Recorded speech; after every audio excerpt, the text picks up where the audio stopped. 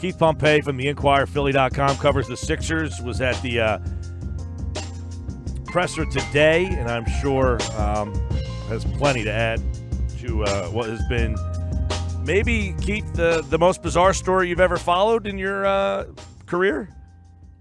Yes.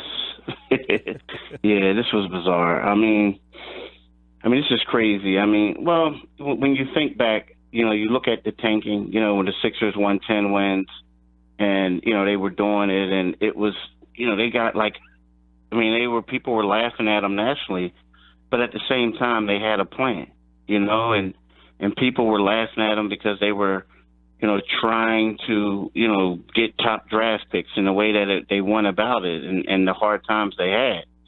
And then you look at this and they're being ridiculed, but there's a completely different thing. You can't defend this. There's nothing that you can. Now, again, the 76ers did the right thing.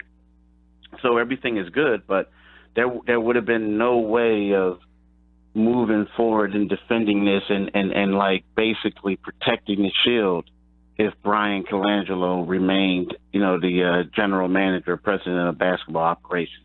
So that's why it was extremely bizarre to me. Keith, you just tweeted about a minute ago that said sources tell you that that Colangelo looked defeated on Monday, but that he kind of came around in good spirits, and there was some thought that maybe he would get through this. Ultimately, Josh Harris and David Blitzer decided they could not go any further. Do you think that legitimately Colangelo resigned, or the Sixers fired him, or that they both said, "Look, we can't go on with like"? Do you think there was mutual resolve here? Basically, a lot of, I hate to say this, but it goes without saying, a lot of times when you have jobs like this, it's typically, it's a resignation, but we all know they were fired, Right. And I think it's like a lot of times it's those things where, hey, this is the information we have against you. Now, you can either continue to fight this, or you can just resign. And, sometimes it's better to resign than get fired. If you look at his statement, he's still emphatic about, I had nothing to do with it. Unfortunately, he's blaming his wife for a lot of it, man. And it's kind of like he threw her under the bus. But, it's one of those things where, he can go back and say, hey, I didn't do anything, but I resigned because it's the best situation for the 76ers. Is a good situation for me. But if you get fired, then it's going to look like, yeah, dude, then if you didn't do it, then why did they fire you? You're still fighting it, but they proved that you did it. So to me, that's what happened. Keith Pompey with us, Sixers beat reporter for the Philadelphia Inquirer. Keith, Mike and I were going back and forth to start the show about what's going on. We both listened to that press conference, heard you there, and wanted to know, do you think he still gets paid? Is there some talk of a buyout or a severance package, or how does this go going forward? Yeah, that's bad reporting on my behalf. I should have asked that, but I think that's part of it. You know what I mean? Like, again, typically if you get fired, you ain't getting paid. If you get, you know what I mean? So I think that has a lot to do with it as well. He has a contract. He is obligated. Whatever the literature is, they have to pay him. And again, that's my fault. I should have asked that question. Well, Joshua Harris did say that as far as Jerry Colangelo goes, that he's still under contract till June. So he got a little bit. Look, I don't put it on you. That's probably a pretty intense room that you're in, and only a limited amount of time. The helicopter is leaving. Yeah. And here's the thing. Jerry Colangelo is still, the advisor to the team. Right now, Brett Brown is the president of basketball ops.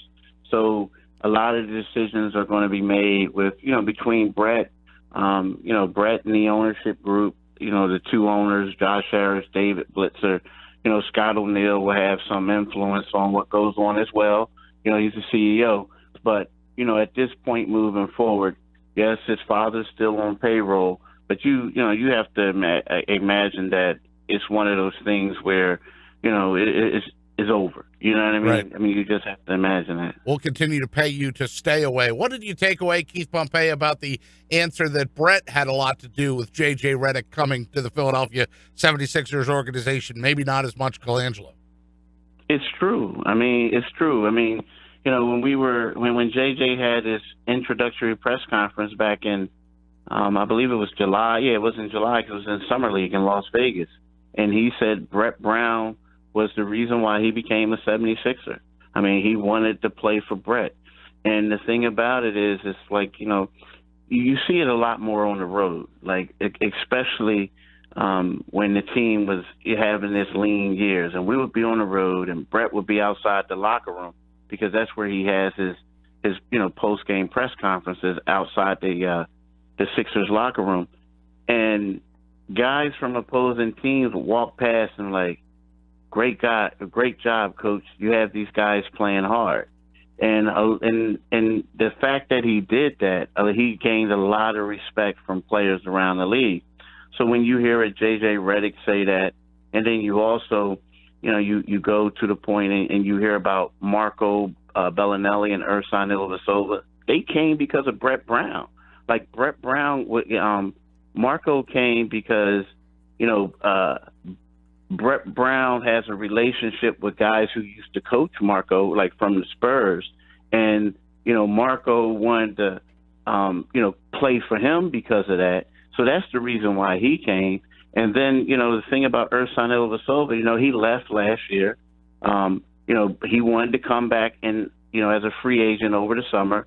You know, Bryan and him didn't, I guess, he didn't even get a phone call, he said. But Brett Brown wanted to pursue him again. So that's the reason why he came.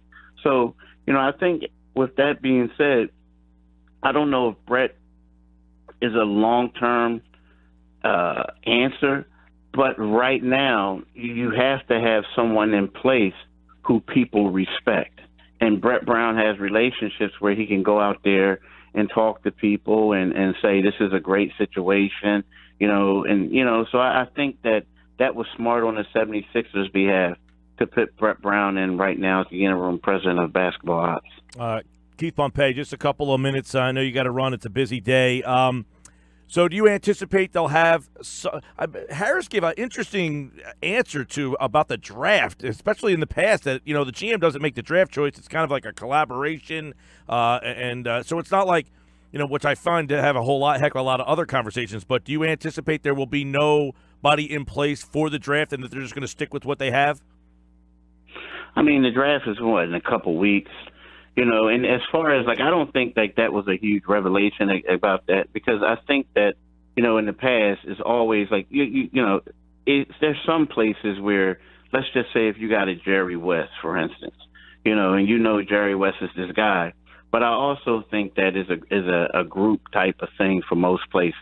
You know what I mean? Now, again, you know, the owners, they're not like basketball scouts and stuff like that, and they don't follow them. But I think that, you know, Josh Harris, one thing that he didn't say that he could have said is, okay, here it is, the draft. You know, from October, we send our scouts out, and sometimes even in the summer, and they go out there and they scout all these college games. They go on college campuses. They see guys working out, and they compile all this information, right? So I hate to say it, so if you're 2 weeks out of a draft, unless you're going to make a trade or someone like that, but if you're going to draft and you're going to stay at number 10 and number 26, and one guy leaves and it puts you behind the 8 ball, then I think you have problems that's bigger than, you know, that one person, because all the intel has been compiled. They're bringing these guys in for these workouts. They basically know what the guy can do. It's just that they want to put them through other obstacles, so to speak. They want their doctors to look at them. They want to interview them. They just want to get another feel for that person, excuse me. So, you know, in regards to having a general manager for the draft, I don't think right now that that's the problem.